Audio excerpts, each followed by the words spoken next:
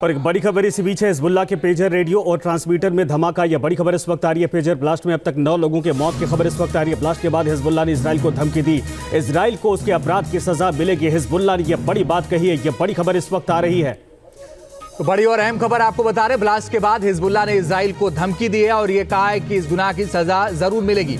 Israel को उसके अपराध की सजा मिलेगी, हिजबुल्लाह ने धमकी दी है।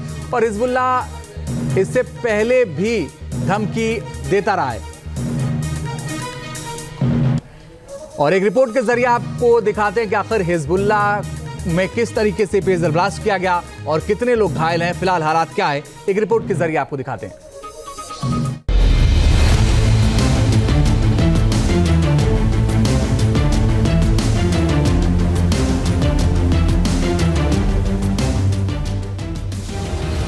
इजराइल का हिजबुल्लाह पर सबसे बड़ा हमला। हिजबुल्लाह के कम्युनिकेशन नेटवर्क को बनाया निशाना। पेजर, रेडियो और ट्रांसमीटर में सीरियल ब्लास्ट। मंगलवार शाम इजराइल ने लेबनान की राजधानी बेरूत से लेकर दमिश्क तक साइबर अटैक किया। इजराइल ने हिजबुल्लाह के कम्युनिकेशन नेटवर्क को टारगेट किया और एक साथ करीब 5000 डिवाइसेस में ब्लास्ट कर दिया। हिजबुल्लाह के मुताबिक ये अपने आप में पहली और सबसे बड़ी सुरक्षा चूक है। हिजबुल्लाह ने अपने बयान में कहा है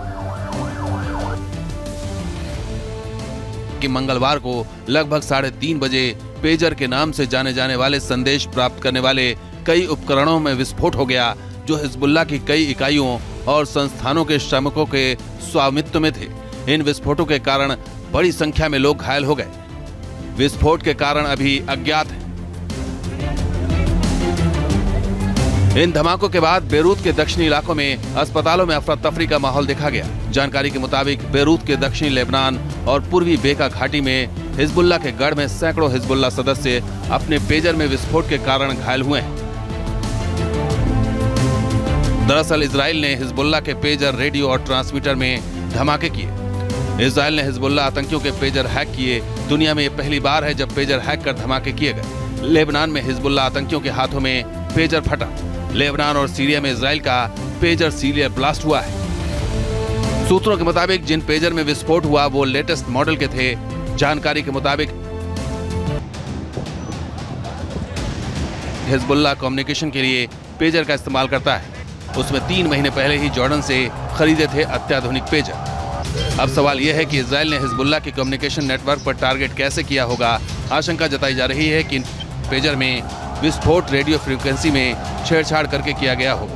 माना जा रहा है कि इजरायली खुफिया एजेंसी मोसाद ने किसी तीसरे देश के समर्थन से इस विस्फोटक को तब रखा होगा जब यह हिजबुल्लाह तक पहुंचा था। इसका मतलब है कि उन्होंने न केवल अपना समय लिया बल्कि तब तक इंतजार किया जब तक ये डिवाइस अपनी अंतिम मंजिल तक न पहुंच जाए।